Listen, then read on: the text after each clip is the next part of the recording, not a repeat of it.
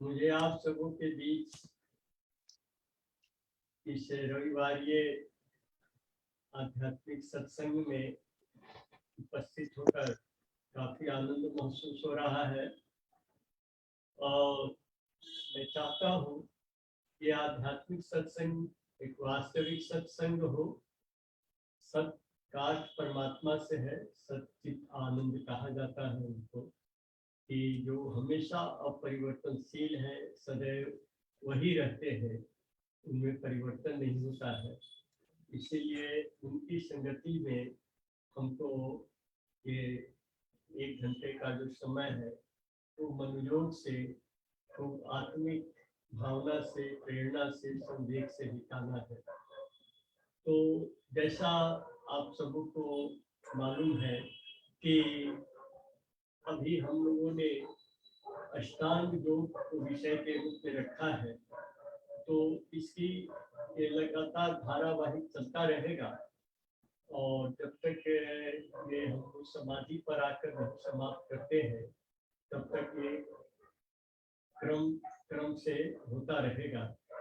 तो इसीलिए अगर कोई विषय या कोई बिंदु रह गया हो तो अगली बार में वो टेकअप कर लिया जाएगा, उसके लिए चिंता नहीं करेंगे। लेकिन मैं चाहता हूँ कि इस विषय को अच्छी तरह से हृदयंगम किया जाए, समझा जाए, क्योंकि अष्टांग योग हमारे आध्यात्मिक जीवन का मूल है। इसी के माध्यम से हम परम पुरुष की तरफ आगे बढ़ते हैं और हमारी निकटता निरंतर बढ़ती जाती है। इसलिए इसका जितना स्पष्ट ज्ञान होगा उतना ही हमको आध्यात्मिक जीवन में तरक्की करने में सुविधा होगी। तो सबसे पहले तो यही समझ लें कि अष्टांग योग का जो पहला अंग है जम और नियम। तो जम और नियम की महिमा इसी से प्रकट है कि श्री श्री आनंदमूर्ति जी ने विभिन्न अवसरों पर, विभिन्न संदर्भों में, विभिन्न कॉन्टेक्स्ट में उन्होंने जम नियम के महत्व को काफी ऊंचा बताया है। और उसमें एक जो उन्होंने चरम निर्देश दिया उसमें तो उन्होंने स्पष्ट कहा कि जम नियम के बिना साधना नहीं हो सकती। अर्थात जो आध्यात्मिक अनुशीलन, स्पिरिचुअल प्रैक्टिस निरंतर करते हैं, अगर वे जम नियम का पालन नहीं कर रहे हैं तो साधना में उनकी अग्रगति संभव नहीं है।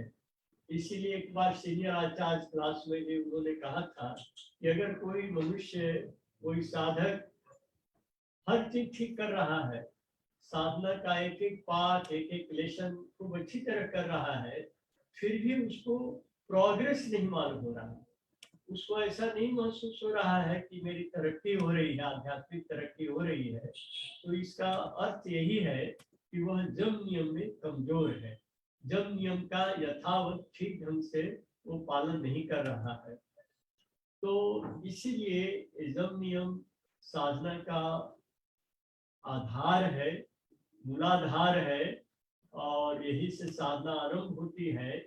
इसके बिना साधना अपूर्ण है, अधूरा है, और इसलिए इस पर हमें काफी गंभीरता से इसको मानते हुए, हृदय में इसको धारण करते हुए साधना पथ पर आगे बढ़ना है।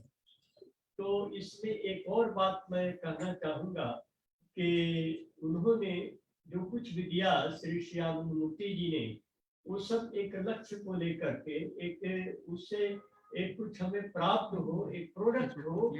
जैसे कोई खेत में अगर किसान बीज डालता है तो उसके मन में अवश्य रहता है कि फसल होगी। उसी तरह कोई विद्यार्थी का, कोई माता पिता नाम दिखाते हैं स्कूल कॉलेज में, तो उनको रहता है कि ये पढ़ लिख के विद्वान होकर निकलेगा, एक अच्छा प्रोफेशनल बनेगा, अच्छा जॉब करेगा, अच्छा जीविकोपार्जन करेगा। तो एक प्रोडक्ट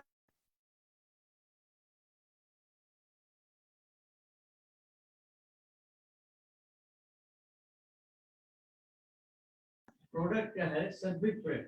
और इसीलिए इस सद्विप्र के संबंध में माने एक आइडियल ह्यूमन बीइंग, ए बोनाफाइड ह्यूमन बीइंग।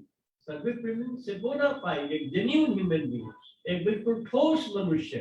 तो इसके इनके सर्विप्र के संबंध में भी उन्होंने जम नियम की चर्चा की है और कहा है कि जो जम नियम में प्रतिष्ठित है और जो गुमा भाव के साधक है वे आध्यात्मिक विप्लवी सर्विप्र हैं। गुमा भाव के साधक अर्थात उनके जीवन के लक्ष्य परम पुरुष ही है। वो किसी भी तरह के सांसारिक आसक्ति में नहीं फंसेंगे, उसके प्रलोभन में पड़ करके जीवन लक्ष्य से नहीं भटकेंगे और जम नियम में प्रतिष्ठित होंगे। जो मोरल प्रिंसिपल्स है, जो नैतिकता के नियम है, उससे जरा भी उनका टकराव नहीं होगा, उसी के रास्ते पर वो चलते रहेंगे। और जम नियम तो एक अच्छे नागरिक का लक्षण है ही, उसके साथ साथ जम नियम अगर नहीं है जीवन में तो फिर वह जीवन एक हम कह सकते हैं कि बिना पतवार के नाव की तरह है, जो नदी के या समुद्र के तरंगों के थपेड़े खा के इधर से उधर जाता है, कभी भी लक्ष्य पर नहीं पहुंच सकता है। इसीलिए जम नियम की महती आवश्यकता है और हम लोग इसको काफी मनोयोग से जाने समझे। इसी में हम लोग को आध्यात्मिक रास्ते पर तरक्की का सूत्र मिलता है। तो जम एक उपयंत्र है। ये जम नियम तो यंत्र है। यंत्र का मतलब आप जानते ही हैं कि जिससे कुछ प्रोडक्शन होता है, कुछ निकलता है। ये यंत्र कोई जैसे मशीन है, उसके द्वारा कुछ पैदा होता है, कुछ हम मैन्युफैक्चर करते हैं। तो उसी तरह यह जो जम नियम भी यंत्र है, इससे यही प्रोडक्शन होता है। मनुष्य एक सच्चा मनुष्य बनता है। जैसे श्री श्यामूर्ति जी ने कहा कि सबसे प्रेम करोगे, सबका विश्वास करोगे, लेकिन जो जम नियम में प्रतिष्ठित है उन्हीं को जिम्मेदारी का पद दोगे। अर्थात जो समाज का प्रबंधन है, जो एडमिनिस्ट्रेशन है, गवर्नेंस है, इसमें जो भी रहेंगे उनको जम नियम में प्रतिष्ठित होना उनका मिनिमम क्वालिफिकेशन है। इसके बगैर उनको वहां पर स्थापित नहीं किया जाएगा। यह श्री श्यामूर्ति जी की धारणा है, यही उनका मार्गदर्शन है, यही दिशा निर्देश है। तो इसीलिए यह एक यंत्र है जम नियम, जो एक सही मनुष्य को पैदा करेगा, वास्तविक मनुष्य को पैदा करेगा।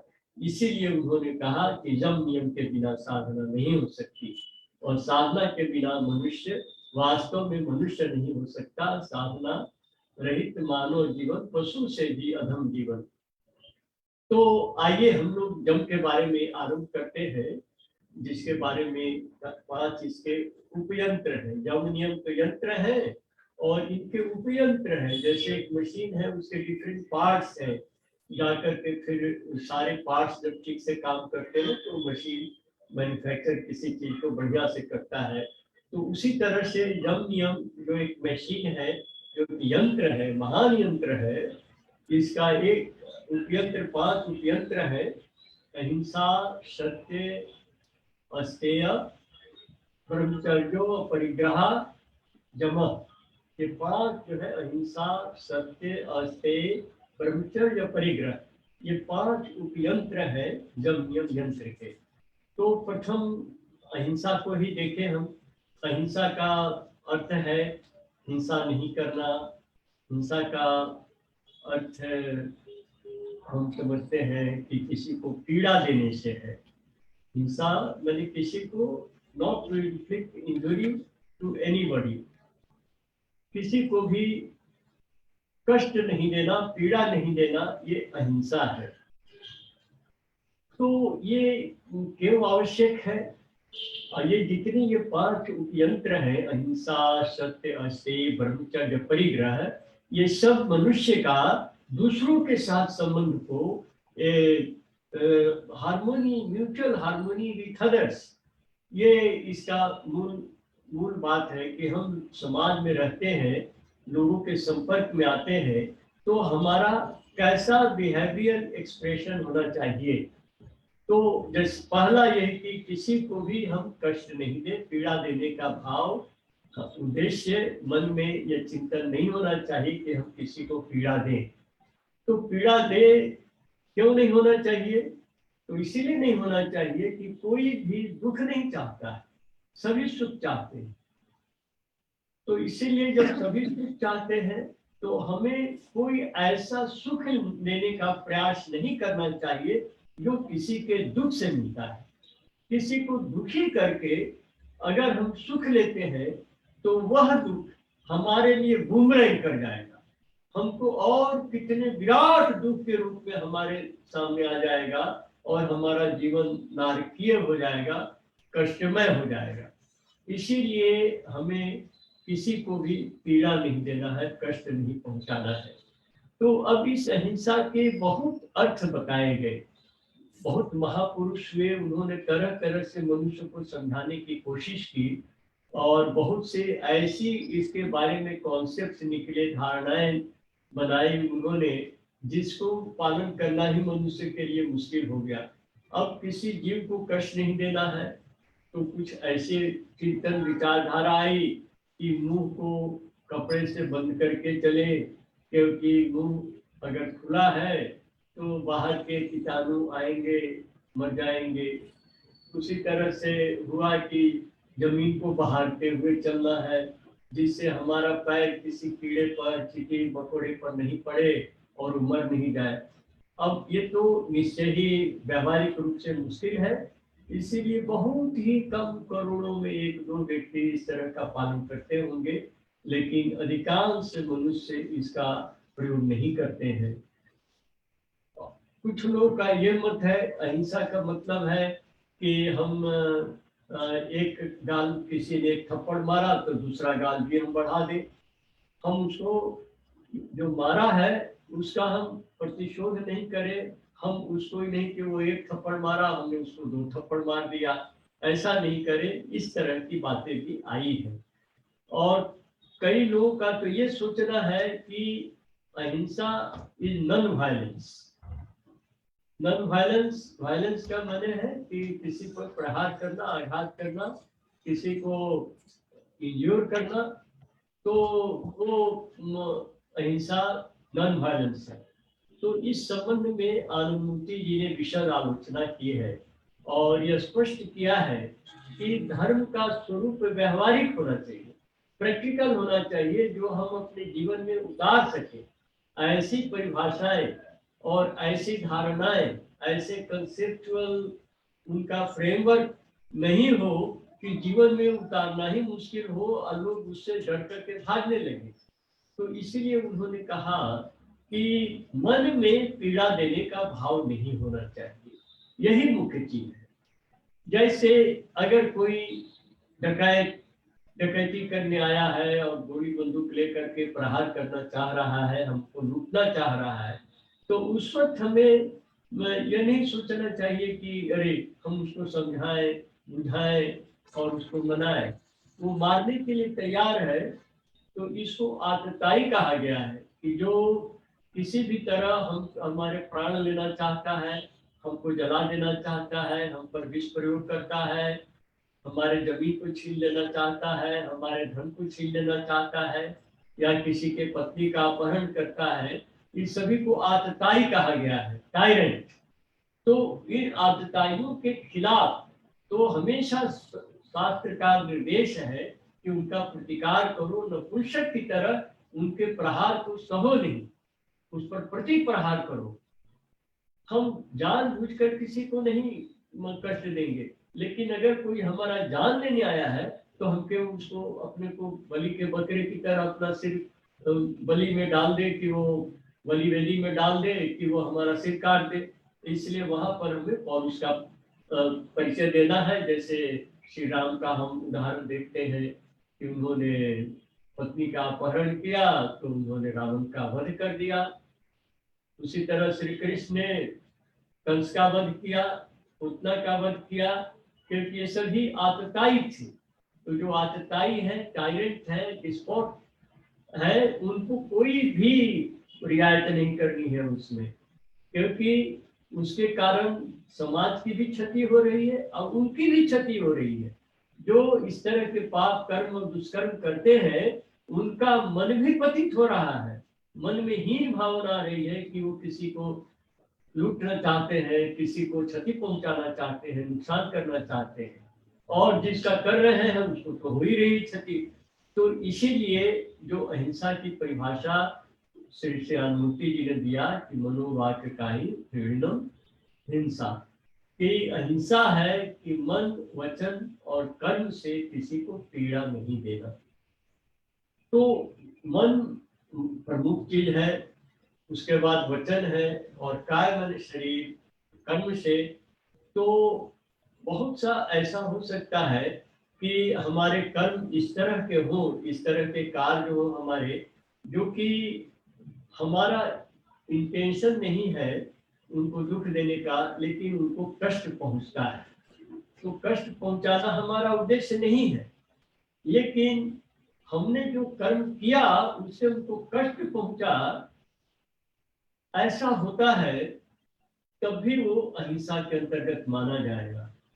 अगर हमारे मन में पीड़ा देने की, कष्ट देने की भावना नहीं है, जैसे कोई पिता अपने पुत्र को 2 थप्पड़ लगाता है कि पढ़ने का समय है, तुम पढ़ाई क्यों नहीं कर रहे हो, क्यों टीवी देख करके अपना या मोबाइल में गेम खेल करके अपना समय नष्ट कर रहे हो। तो वहां पर उसको कष्ट देने के लिए नहीं मारा है, उसने समझाया, बुझाया, डराया, धमकाया, नहीं माना, तो अंत में उसको पीटना पड़ा, मारना पड़ा, जिससे कि मार खा करके फिर वो अनुशासित होकर के पढ़ाई में अपना ध्यान दे। तो यहाँ पर उद्देश्य उस बच्चे में सुधार लाना था, उसको अनुशासित बनाना था कि जो उसकी ड्यूटी है पढ़ने की, उससे वो विरत नहीं हो करके और अनावश्यक कामों में अपना ध्यान नहीं दे। तो इसीलिए जहां पर पीड़ा देने का भाव नहीं है, वहां पर अगर कष्ट होता भी है तो वह अहिंसा के विरुद्ध नहीं है। अहिंसा के विरुद्ध तब होगा जब हम जानबूझकर किसी को कष्ट देने के ख्याल से हम उसके ऊपर आघात करते हैं या उसको पीड़ा पहुंचाते हैं। तो इसीलिए अहिंसा में का एक बहुत महत्वपूर्ण पक्ष ये है कि हम जैसे पेड़ों का एक रेकलेस फेलिंग होता है, काट दिया जाता है, ये जिसके कारण एफोरेस्टेशन, एक पेड़ रोपने का भी एक आंदोलन चल पड़ा है। चिपको आंदोलन एक था, जो पेड़ों को काटा जाता था। तो एक सुंदर बहुगुणा जी बहुत ही महान व्यक्ति थे, जो पेड़ों से ही चिपक जाते थे कि नहीं काटो, नहीं काटो, नहीं। तो पर्यावरण में इससे असंतुलन होता है और वायु की शुद्धता, परिशुद्धता वो सभी प्रभावित होती है। तो इस पेड़ों को काटना, नदियों में प्रदूषण करना, वायुमंडल को प्रदूषित करना, ये सब जो चीजें होती है, इसके कारण मानव जीवन भी त्रस्त हो जाता है। तो यह जो हत्या है, जीव हत्या, ये जीव हत्या में जहाँ आवश्यक है हमारे अपने जीवन रक्षा के लिए, वहाँ तो प्रकृति हमारे विरुद्ध नहीं होगी, उसमें धर्म हमारे विरुद्ध नहीं होगा, लेकिन जिसके बगैर हमारा जीवन चल सकता है, और तभी हम वहाँ पर कोई पेड़ को काट रहे हैं, या जैसे जानवरों के मांस खाते हैं लोग, मछली खाते हैं, अंडे खाते हैं, इन सबों में जीवन होता है, प्राण होता है, और जिस तरह हमें अपना जीवन प्यारा है उन्हें भी अपना जीवन प्यारा है, तो हम क्यों उनको कोई नुकसान पहुंचाएंगे। तो इसीलिए जब हमारा काम साग सब्जी से चल जाता है, अनाज से चल जाता है, दूध से चल जाता है, तो हम क्यों किसी जानवर का मांस खाएंगे, क्यों हम मछली को खाएंगे, क्यों हम अंडे को खाएंगे, जो कि एक पोटेंशियली लाइफ है जिसके अंदर। तो इसीलिए खान पान में हमें बहुत सतर्क रहना है कि ऐसे हम किसी चीज को नहीं खाएं जिसके बगैर भी हमारा स्वस्थ बलिष्ठ जीवन बरकरार रह सकता है। तो इसीलिए आहार में 3 तरह के आहार कहे गए, सात्विक, राजसिक और तामसिक। सात्विक आहार है जिसमें कि शरीर और मन दोनों के लिए जो फायदेमंद है वह है सात्विक। राजसिक है जो एक के लिए फायदेमंद और दूसरे के लिए न्यूट्रल। जैसे शरीर के लिए फायदेमंद है तो मन के लिए न्यूट्रल है, नुकसानदेह नहीं है लेकिन न्यूट्रल है, न अच्छा है न बुरा है। और अगर मन के लिए अच्छा है तो शरीर के लिए न्यूट्रल है। तो सात्विक में जितने भी तरह के शाक सब्जी फल दूध के बने हुए पदार्थ मिठाइयाँ वगैरह ये सब आते हैं। कुछ चीजों को छोड़ करके, जैसे सरसों का साग, उजला बैगन, बैंगनी गाजर, लाल पोए, कुकुर छत्ता, मशरूम, ये सभी तामसिक है। और राजसिक में जो गरम मसाले हैं, कोल्ड ड्रिंक है, हॉट ड्रिंक है, जिनसे कुछ उत्तेजना होती है हमारे भीतर क्षणिक की, जैसे चाय है, चाय से थोड़ी उत्तेजना होती है। तो इसीलिए जो भी उत्तेजित थोड़ा करता है वो राजसिक में है। और तामसिक जिसमें शरीर के लिए हो सकता है कुछ फायदा हो सकता है, आवश्यक नहीं है, लेकिन मन को जरूर नुकसान करता है, वो है तामसिक। जिसमें ये सारे जो नॉन वेज है, नॉन वेजिटेरियन डाइट है, वो सारे हैं। और जो सड़ी गली चीज़ें, बासी चीज़ें, काफ़ी बासी चीज़ें जो जिनके अंदर फंगस वगैरह सब आ जाते हैं, वो सब खाना हमारे स्वास्थ्य के लिए हानिकारक है। और सबसे जबरदस्त ये है कि मन के लिए हानिकारक है। तामसिक का मतलब ही है जो मन को डिजनरेट करता है, मन को अधोपतित करता है, बहिर्मुखी करता है, भोगमुखी करता है। जबकि मानव जीवन मिला है आध्यात्मिक उन्नति के लिए, परम पुरुष की तरफ चलने के लिए। और वह मन जब जड़ पदार्थों का पीछे जो भोग्य पदार्थों की तरफ अगर उसकी गति होती है, तो उससे सबसे बड़ा नुकसान ये होता है कि हमारा जो सूक्ष्म मन है, जो सबकॉन्शियस माइंड है, उसका जो एक्टोप्लाज्मिक स्टफ है, वो धीरे धीरे तमोगुणी होने लगता है। वो सेल्स उसके जो बनते हैं वो ऐसे होते हैं जो बहिर्मुखी, बाहर की तरफ मन को ले जाए। और साधना, आध्यात्मिक साधना है अंतर्मुखी मन को करने की। इसीलिए भोजन में, खान पान में हमें बहुत सतर्क रहना है। और जैसा आप जानते हैं, और इस पर काफी कुछ रिसर्च भी हुआ है और बहुत सारे आंदोलन भी चलते हैं शाकाहार को लेकर के। तो शाकाहार में भी यह तो निश्चित है कि उसके अंदर भी प्राण होता है, पेड़ पौधों में भी प्राण होता है, वो भी मल्टीप्लाई करते हैं, वो भी हंसते हैं, रोते हैं, उनको भी डर लगता है। ये सब चीज वेल रिसर्च है, इसमें सारे साइंटिफिक कंक्लूजन है इस पर। लेकिन हमारे जो सेल्स हैं वो भी लिविंग इंटिटीज है, उनमें भी प्राण है, जीवन है। तो जीवो जीवस्य भोजन, जिसमें जीवन है उसको ईंट काट पत्थर मिट्टी ये सब जो नॉन लिविंग है, जिनमें जीवन नहीं है, उनके द्वारा उनका पोषण नहीं हो सकता है। उनको जीवित रखने के लिए जीवन ही चाहिए। तो जीवन में जो जीवन जिसमें कम से कम चेतना है, उसको श्री श्यामूर्ति जी ने दिया है निर्देश कि हम उसको ग्रहण करें। कि जहाँ हमारा काम चल जाता है साग सब्जी से, फल से, अनाज से, तो हम क्यों किसी जानवर का वध करेंगे। लेकिन जहाँ ऐसी इमरजेंसी है, जहाँ कोई उपाय नहीं है, जीवन विपन्न है एकदम, तो वहाँ पर अगर जैसे जो दक्षिणी ध्रुव, उत्तरी ध्रुव, जहाँ पर बहुत ही ठंड है, तो वहाँ पर हो सकता है कि साग सब्जी उगे ही नहीं, तो वहाँ हो सकता है मछली खाना पड़े आदमी को, या और किसी तरह का एक जीवित कोई सत्ता हो जिसका उसको भक्षण करना पड़े, भोजन करना पड़े। तो ये देश और काल पर निर्भर करता है कि कौन सा सात्विक है और कौन सा राजसिक है। इसमें थोड़ा परिवर्तन हो सकता है।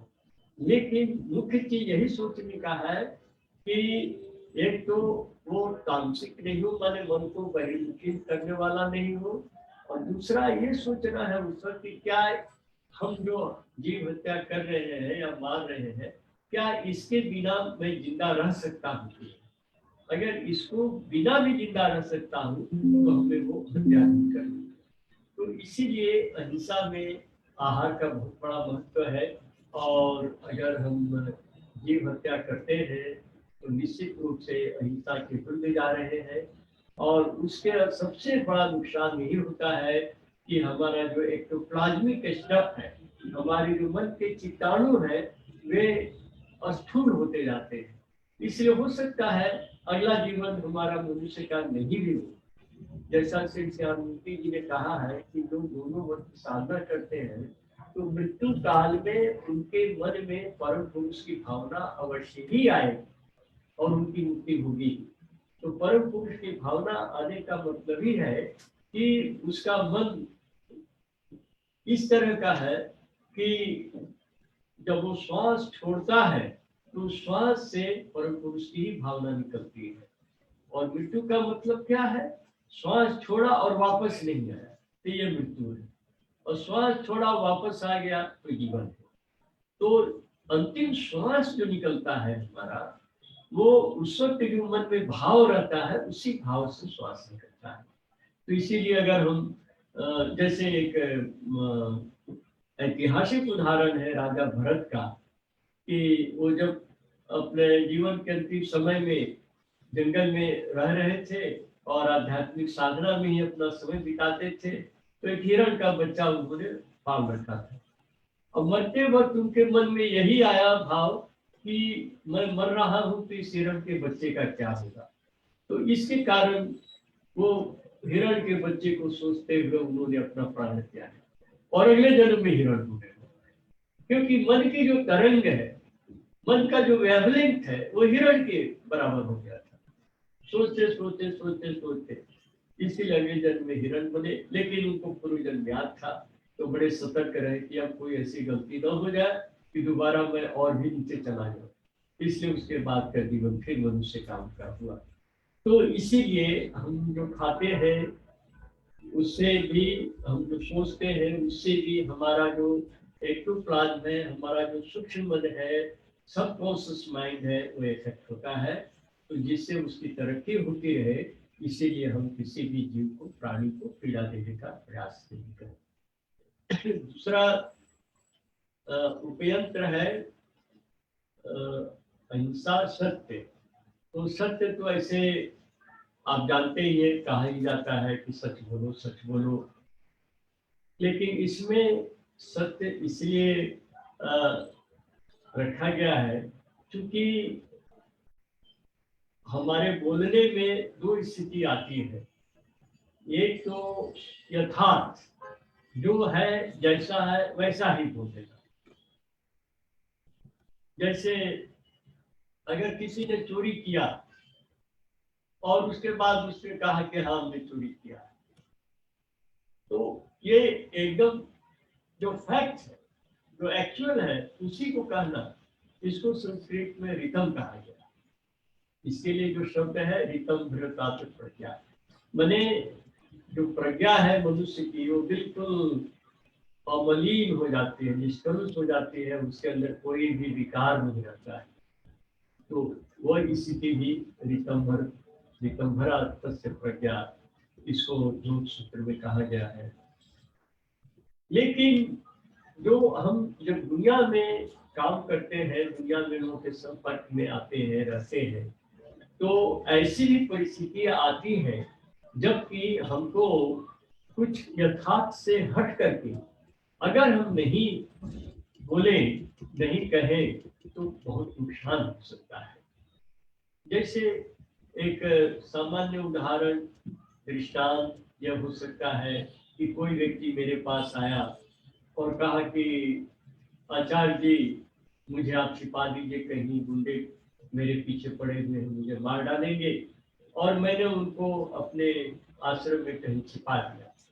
अब जो गुंडे आए हमारे पास और पूछे कि क्या ऐसा व्यक्ति कोई आया है आपके पास, यहाँ छिपा हुआ है, तो अब उस वक्त मुझे सोचना है कि मैं क्या बोलूं। मैं ये भी कह सकता हूँ कि हाँ आया है और वहां छिपा हुआ है, वहां मैंने छिपा दिया, तो उसको पकड़ के मार डालेंगे। मैं कुछ नहीं कर सकूंगा, गुंडे हैं, बदमाश है, 10 आदमी है, उनके पास हथियार है, मैं अकेला हूँ। तो वहां पर अगर मैं ये कहता हूँ कि हाँ हाँ मैंने उधर भागते हुए देखा है किसी को, तो फिर उस दिशा में उधर चले जाएंगे। इसके कारण उस व्यक्ति की जीवन की रक्षा हो जाएगी। और अगर मैं बोलता हूँ कि नहीं यहाँ छिपा के रखा हूँ और उसको उन्होंने मार दिया, तो उसकी मृत्यु का मैं भी जिम्मेदार हो गया, क्योंकि मैं उसके प्राण को बचा सकता था। उन लोग कोई खबर दे करके नहीं, वो यहाँ नहीं छिपा है, उधर किसी को मैंने भागते हुए देखा है। तो इसीलिए सत्य में एप्लीकेशन ऑफ माइंड है, यहाँ पर सोचना है, विचारना है कि कौन सी बात मैं कहूँ जिससे कल्याण हो। यह कल्याण मूलक है, और जो रिटर्न है ये कल्याण मूलक हो भी सकता है, नहीं भी हो सकता है। प्रायः हमें यथार्थ को ही कहना चाहिए, लेकिन जहाँ यथार्थ से अहित हो रहा है, किसी तरह का नुकसान हो रहा है, तो वहां पर हमको जो बोलने से नुकसान रुक जाए और कल्याण हो, लाभ हो, उत्तर हो, तो हमारी हाँ बेश बोलो। इसीलिए क्लियर है, मैं तो हेडसेट से सुन रही हूँ, क्लियर है, सुनाई तो दे रहा है। और सत्य और रीत में ठीक है, ठीक है, कहा गया है थैंक यू। बोलने के लिए, सत्य बोलने के लिए, मतलब कि हमारी वाणी कल्याण मूलक होना चाहिए। वाणी में यथार्थ को बोल करके हम कोई बहुत बड़ा नुकसान नहीं मोल ले, नहीं झेल ले, यह निर्देश है यम नियम में। इसीलिए सत्य में कोई रिलेटिविटी का दोष नहीं है, अपेक्षिकता का दोष नहीं है, लेकिन इसमें मन का प्रयोग जरूर है, चिंतन का प्रयोग जरूर है कि हम यह विचार कर ले कि इससे कुछ नुकसान तो नहीं हो रहा है, जिसको टाला जा सकता है, जिसको रोका जा सकता है। इसीलिए सत्य का जो व्यवहारिक पक्ष है, एक तो इसका इम्यूटेबल फॉर्म है सत्य का, जो अपरिवर्तनीय परम पुरुष को जैसे कहा गया है कि वो अपरिणामी सत्ता है, वो सत्य है। सत्यम ज्ञान अनंतम ब्रह्म, वो सत्य है। एक तो इनका ट्रांसेंडेंटल जो इंटिटी है, उनका स्वरूप सत्य है। लेकिन जो प्रैक्टिकल लाइफ में जब हम आते हैं, जहाँ ये सतोगुण रजोगुण तमोगुण की जो सृष्टि है, जहाँ ये त्रिदंड है, 3 चेंजेबल फैक्टर्स हैं, टाइम स्पेस एंड पर्सन, तो वहां पर सतोगुण रजोगुण तमोगुण की स्थिति रहने के कारण हमको अपने एक्सप्रेशन में, अपने बाह्य अभिव्यक्ति में विचार करना पड़ेगा कि इस हमारे वक्तव्य से, इस हमारे कर्म से किसी को नुकसान नहीं पहुंचे। इसीलिए सत्य में हमेशा एप्लीकेशन ऑफ माइंड है, रितम में कोई एप्लीकेशन ऑफ माइंड नहीं है। रितम में जैसा है वैसा बोल दिया, तो उसके लिए कोई सोचने विचारने की जरूरत नहीं है, लेकिन सत्य विचारने की जरूरत है। यहाँ पर उन्होंने विवेक को महत्व दिया गया है जब नियम में, सत्य में, जिससे कि हम हमारा विवेक हमेशा जागृत रहे, हम कोई अविवेकपूर्ण कार्य नहीं करें जो दूसरों के लिए लाभदायक नहीं हो करके उनके लिए हानिकारक हो। तो ये सत्य है। और तीसरा जो उपयंत्र है अहिंसा सत्य अस्तेय, तो अस्तेय है चोरी नहीं करना। चोरी नहीं करना माने दूसरे की चीज बिना पूछे नहीं लेना। दूसरे की चीज बिना पूछे लेना चोरी कहलाता है।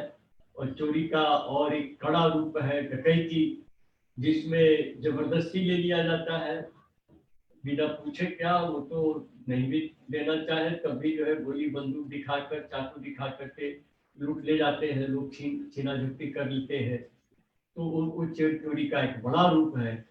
तो इसको मना किया गया है, निषेध है कि हम किसी की चीज को बिना उसकी अनुमति, बिना उसकी सहमति, बिना उससे पूछे नहीं हथियाए, उसको नहीं अपने कब्जे में ले। तो यह से भी जो चोरी करना, इसके 4 रूप बताया है श्री श्यानंद मूर्ति जी ने। एक तो है हमने अपने शरीर से चोरी किया, हाथ से चोरी किया, किसी का सामान देखा और उसकी नजर कहीं और है और हमने चुपके से अपने झोले में डाल लिया। ये तो एक क्रूड फॉर्म हुआ कि हमने अपने हाथ से, अपने शरीर से किसी के सामान को बिना उसकी जानकारी अपने अधीन कर लिया। और दूसरा, ये नॉर्मल है चोरी का फॉर्म। दूसरा है कि हमने हाथ से चुराया तो नहीं, लेकिन मन में उसको चोरी करने की भावना हमारे अंदर आ गई। तो मन में चोरी करने की जब भावना आ गई तो वास्तव में इच्छा मूल कर्म होता है। Will is the original action. चोरी करने की भावना आने के बाद ही कोई हाथ से या दिमाग से चोरी करने के लिए बढ़ता है।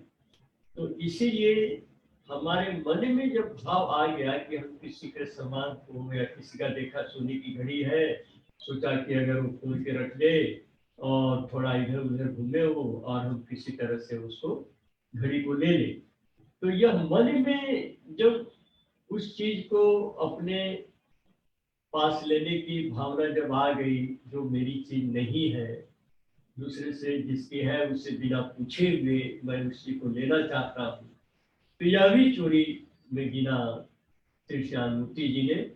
लेकिन यह कहा उन्होंने कि यह मन का पाप है, मन के अंदर जो चीज निषेध है, मना किया गया है, उसको कर रहा है कि चोरी नहीं करना चाहिए, फिर भी कर रहा है। तो मन में उसने चुरा लिया, शरीर से नहीं चुराया लेकिन मन में चुरा लिया, तो इसीलिए वर्जनीय है, दंडनीय नहीं।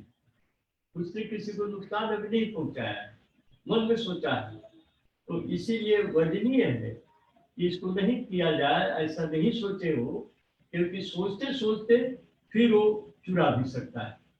बार बार जब बार बार ये मन में आएगा तो ऐसा वो कर्म कर बैठेगा। तो इसीलिए उससे अलग करने के लिए, ताकि वो हाथ से भी नहीं चुरा बैठे, ये वर्जनीय है, इसका नहीं करना चाहिए। इस तरह की भावना मन में नहीं आए, आ जाए तो हटा देना चाहिए, तुरंत हटा देना चाहिए। और अगर नहीं हटाते हैं तो फिर वो शरीर से भी वो कर लेगा। इसीलिए ये दोनों, दूसरा फॉर्म हुआ चोरी का। और तीसरा है जो हमने किसी का सामान चुराया नहीं, किसी का लिया नहीं, लेकिन उसका जो हक बनता है, जो उसको हमसे मिलना चाहिए, हमने उसको नहीं दिया। जैसे उदाहरण स्वरूप ट्रेन है, ट्रेन से हम कहीं जाते हैं तो वो किराया लेता है, टिकट खरीदना पड़ता है। लेकिन बहुत से ऐसे हम लोग देखते हैं कि छात्र है, नवयुवक है, या थोड़ा दबंग टाइप के लोग हैं, वो चढ़ जाएंगे ट्रेन में और टीटी टिकट मांगेगा तो डाल देंगे, और 2-4-10 लोग हैं तो 2 थप्पड़ भी मार देंगे जिससे वो चुपचाप चला जाए। तो अब हमने कुछ चुराया तो नहीं, किसी से कुछ लिया नहीं, लेकिन रेलवे हमको फ्री सर्विस नहीं देती है। हम जो उससे लेते हैं, काम लेते हैं, उस पर चढ़ करके कहीं चले जाते हैं, तो इसके लिए उसने भाड़ा तय किया हुआ है। यह लेन देन है, व्यापार है। वह हमको टिकट देता है, जिसके कारण हमको सुविधा देता है, हमें पहुंचा देता है ये जगह पर, और उसके लिए वो हमसे पैसा लेता है। तो उसका हमने कुछ लिया नहीं, लेकिन उसको जो हमसे मिलना चाहिए हमने नहीं दिया उसको। तो इसीलिए जिसका अगर हक किसी का हम नहीं देते हैं, हक मारते हैं, तो वह भी चोरी का एक प्रकार है श्री श्यामूर्ति जी के अनुसार। जैसे रिक्शा है, अब रिक्शा का भाड़ा 10 रुपया होता है कहीं जाने का, और हम तगड़े हैं, मजबूत हैं, उसको डरा धमका दिया कि लो 5 रुपया, जाओ हो गया। वो कहेगा बाबूजी 5 रुपया क्या होगा नहीं पता है, 10 रुपया तो भाड़ा है, दीजिए। और हमने डांट दिया कि ज्यादा मुंह लगाता है, अभी मैं बता दूं तुमको। तो इस तरह का आचरण एक सभ्य मनुष्य का, एक सज्जन का नहीं होना चाहिए। इसीलिए जम नियम अस्थायी में इसको वर्जित किया गया है कि उसका जो हक बनता है, 10 रुपया बनता है तो हम 10 रुपया दे देंगे, उससे कोई बहस नहीं।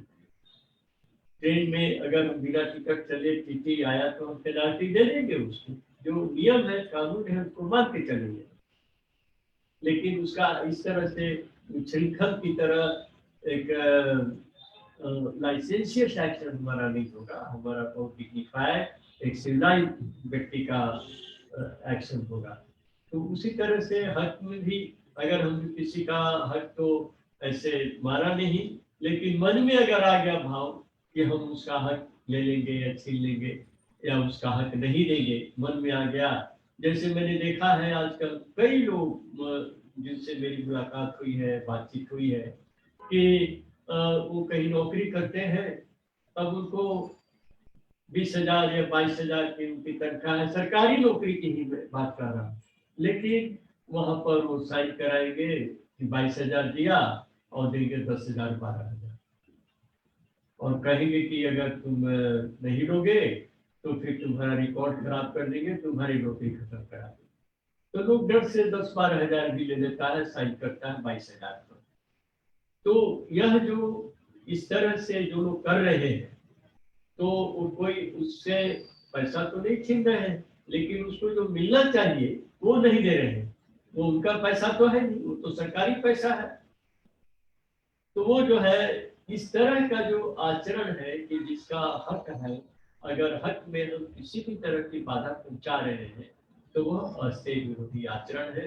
अगर मन में है कि मारना है तो ये वर्जनीय है, दंडनीय नहीं। और जब हमने मार ही लिया है, किसी का चीज जो मिलना चाहिए नहीं दिया, तो फिर वो दंडनीय भी है। इसीलिए इसको करप्ट प्रैक्टिस में भी गिना जाता है। और अगर कोई पकड़ा गया, किसी का खिलाफ सबूत मिल गया, तो उस पर लीगल एक्शन भी होता है। तो ये 4 तरह के से के चोरी के प्रकार है, और चारों से हमें अपने को मुक्त रखना है। इनका किसी भी तरह से इनको अपने जीवन में नहीं आने देना है। तो स्टे, उसके बाद चौथा है ब्रह्मचर्य। ब्रह्मचर्य के बारे में भी, अहिंसा के बारे में जैसे बहुत सी धारणाएं और भ्रांतियां हैं, ब्रह्मचर्य के संबंध में भी काफी भ्रांतियां हैं। ब्रह्मचर्य तो बाहर में जिससे भी बात होती है, तो अब जैसे मुझसे कहते हैं क्या बाल ब्रह्मचारी है, तो मैं कहता हूँ हाँ बाल ब्रह्मचारी।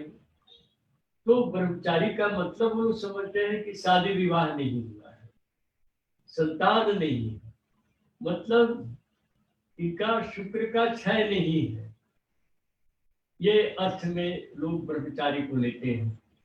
तो इसमें श्री श्यामूर्ति जी ने इसके भी विशद व्याख्या किए हैं और बताया कि ब्रह्म और चर्य दो इसमें जो इसके सिलेबल है।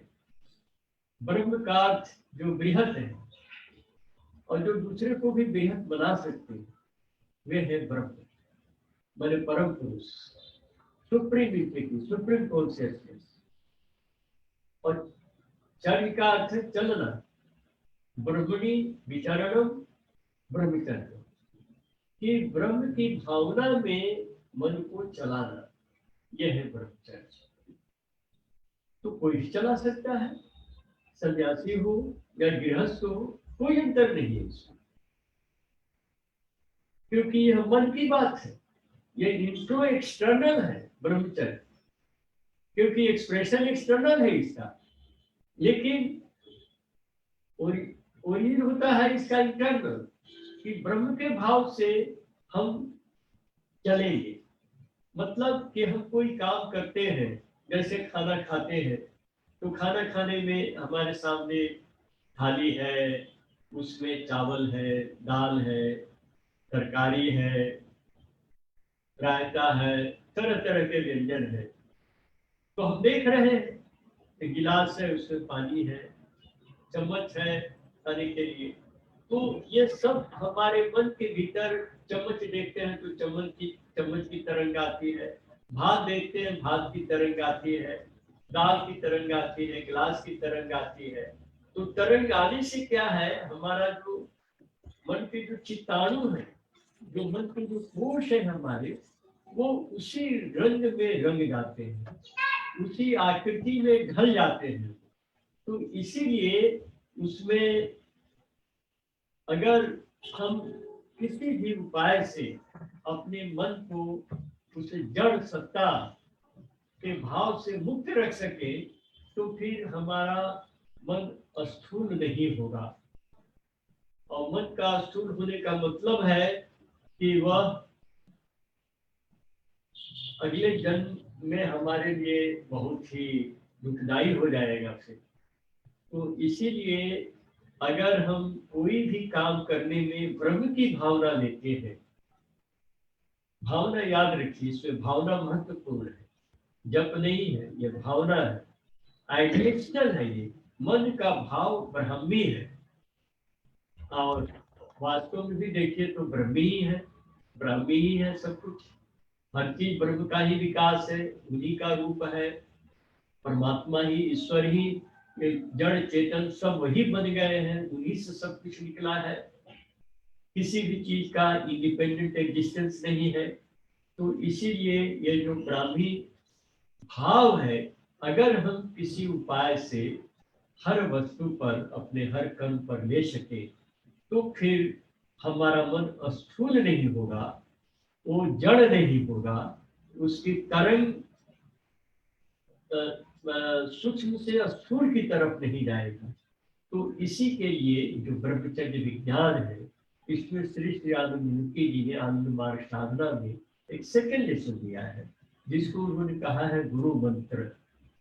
यहाँ गुरु का मतलब गुरु का दिया हुआ मंत्र से नहीं है, गुरु का मतलब यहाँ से इम्पोर्टेंट है, इम्पोर्टेंट मतलब कि ये हर वक्त जप करने वाला मंत्र नहीं है।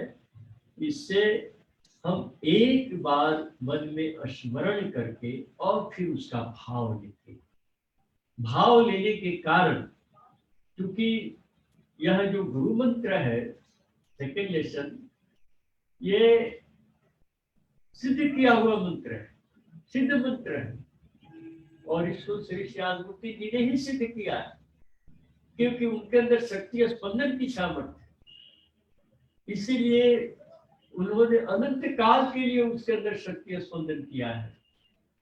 तो वह मंत्र शक्ति संयुक्त है।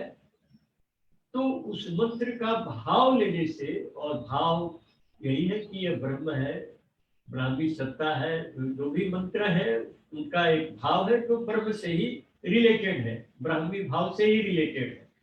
तो उसमें चावल, दाल, तरकारी, गिलास, पानी, चम्मच, ये सब ब्रह्म है। ये भाव मन के अंदर आता है। तो जो ब्राह्मी भाव और मंत्र का स्मरण किए और उसका भाव लिए, और सिद्ध मंत्र है, इसलिए फिर वो भाव उसमें ट्रांसमिट हो जाता है। जैसे आपने एक, क्योंकि मैं समाप्त करना चाहूंगा यहाँ, ताकि मैं आप लोग के प्रश्न को सुन सकूं, तो एक बहुत अच्छा मेरे मन में भी दृष्टांत आ रहा है मीरा का। मीरा को दिया गया जहर एक प्याले में, और ये कह करके कि श्री कृष्ण का ये चरणामृत है, और मीरा का मन अभिभूत हो गया, क्या श्री कृष्ण का चरणामृत, इससे पवित्र पेय क्या होगा, और उसने श्री कृष्ण का चरणामृत समझ कर उसको पी लिया, और वह विष उसके ऊपर असर नहीं किया। और उन्होंने अपने एक गीत में भी कहा कि राणा भेजो विष का प्याला, पीवत मीरा हंसी। उसको तो बाद में मालूम हुआ जो विष था, उसे लोगों ने देखा ही विष का कोई असर नहीं, तब उन्होंने खोला कि ये मीरा को हम लोग साधारण नारी नहीं समझे, ये बहुत उच्च कोटि की शालिका है। तो ये भाव का, ये मन की ताकत है जो जड़ को भी चेतन में बदल देती है। जैसा सोचते हैं वैसा ही वो बन जाता है। तो इसीलिए ब्रह्मचर्य विज्ञान की मुख्य बात यही है कि हम हर चीज को ब्राह्मी भाव से देखें, और इसके लिए रेगुलर जब करने की जरूरत नहीं है। जिस वक्त कोई कार्य आरंभ करें उस वक्त हम इस मंत्र को स्मरण करके और उसका भाव लें। ये आइडिएशनल है, याद रखिएगा। केवल मंत्र एक फॉर्मेलिटी रिचुअलिस्टिक टाइप से मंत्र को मन में बोल दिया हो गया तो उससे उसका असर नहीं होगा। असर होगा भाव लेने से। मंत्र को स्मरण भी करना है और साथ साथ उसकी भावना भी लेनी है। तो इससे जो भी हम काम करेंगे वो काम ब्राह्मीकरण में परिवर्तित हो जाएगा। इसीलिए हमारा हाथ मशीन से जुड़ा हुआ है, कोई खेती में लगा हुआ है तो खेत के चीजों से जुड़ा हुआ है, नौकरी कर रहा है कंप्यूटर वगैरह से जुड़ा हुआ है। लेकिन हम उसके संपर्क में आते हैं गुरु मंत्र के माध्यम से, ब्राह्मी भाव के माध्यम से। इसीलिए वो हमारे कर्म का बंधन नहीं बनेगा, हमारे मन को स्थूल नहीं बना पाएगा। वो मन हमारा सूक्ष्म ही रहेगा और सूक्ष्मतर से सूक्ष्मतम की तरफ उसकी गति रहेगी हमेशा। इसीलिए ब्रह्मचर्य के लिए कोई जरूरी नहीं है कि सन्यासी है, शादी नहीं किए हैं, नारी सहवास नहीं करते हैं, इसीलिए ब्रह्मचारी है। ब्रह्मचारी का माने है कि मन ब्रह्म की भावना में है। तो इसमें दो उन्होंने बताए उसके विभाजन के श्री श्यामूर्ति जी ने, एक प्रजापात्य ब्रह्मचर्य और दूसरा नैष्ठिक ब्रह्मचर्य। प्रजापात्य ब्रह्मचर्य में उन्होंने कहा कि जो शादीशुदा व्यक्ति है वे अपनी पत्नी के अतिरिक्त सभी नारियों को माँ के रूप में देखेंगे। और नैष्ठिक ब्रह्मचर्य सन्यासी के लिए उन्होंने कहा कि जो सभी नारियों को माँ के रूप में देखें। तो इसका कारण यही है कि जो मन के अंदर जो वासना आती है, जो भोग का भाव आता है, उससे जो हमारा वीर्य है, शुक्र है, वो वीर्य में परिणत होता है। माने लिंफ जो है वो सीमेंट बनता जाता है, अतः उसको बाहर निकलने की भावना आती रहती है। तो अगर उसको हम स्पिरिचुअलाइज करें, अगर हम उसको ब्राह्मी तरंग से जोड़ दें तो फिर उसका जो लिम्फ है, जो सेमिनल फ्लूइड है, वो सीमेन में नहीं कन्वर्ट होगा, वो चितानु में कन्वर्ट होगा, कॉन्शियसनेस में कन्वर्ट होगा और हमारा मन बाहर की तरफ नहीं जा करके अंतर्मुखी बनेगा। तो इसीलिए उन्होंने सन्यासी के लिए नैष्ठिक ब्रह्मचर्य कहा और गृह के लिए प्रजापात्य ब्रह्मचर्य, उसमें भी संयम की बात उन्होंने कही है कि संयम वहाँ भी नारी संपर्क में भी संयम रखे, क्योंकि जितना शुक्र का क्षय होगा उतनी फिर उसके अंदर हीमोग्लोबिन की कमी आएगी, उसका जो इम्यून सिस्टम है कमजोर होगा, मेमोरी उसकी अफेक्ट होगी, ये सारी चीजें स्वाभाविक है। तो इसीलिए उसमें संयम रखे, लेकिन वो भी ब्रह्मचारी हो सकता है। तो ब्रह्म की भावना प्रमुख है, ब्रह्मणी विचरण ब्रह्मचर्य। तो आज हम लोग यहीं तक रखें, अगली बार परिग्रह और उसके बाद जो नियम है उसके बारे में चर्चा करूंगा। आप लोगों के कोई प्रश्न हो तो आप कृपया पूछिए, मुझे बड़ी खुशी है। नमस्कार।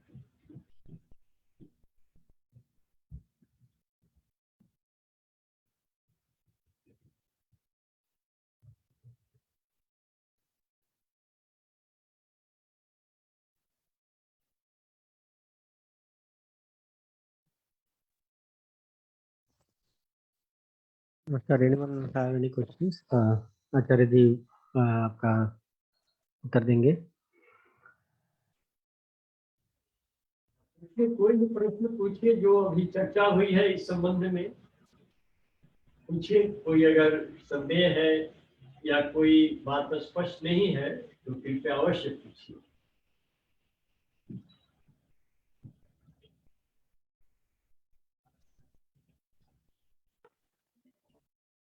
क्यों, किसी को कोई प्रश्न नहीं है?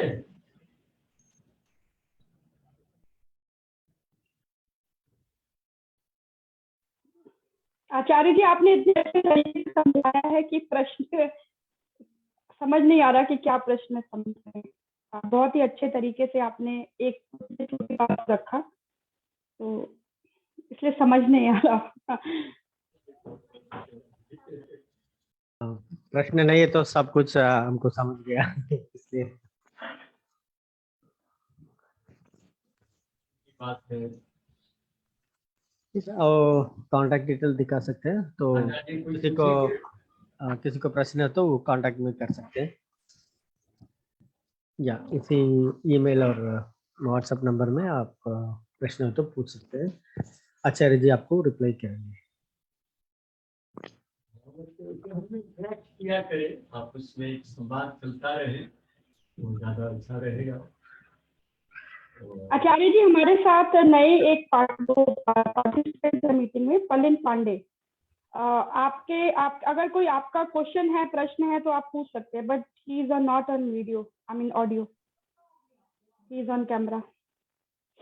I don't know if he can listen अस।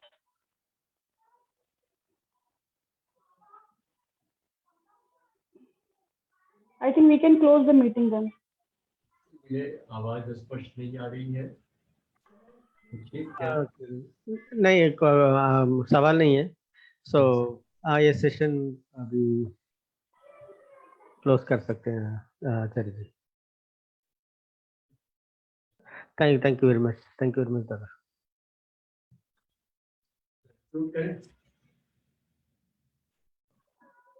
नमस्कार दादा। प्रभु को हार्दिक अभिनंदन। नमस्कार।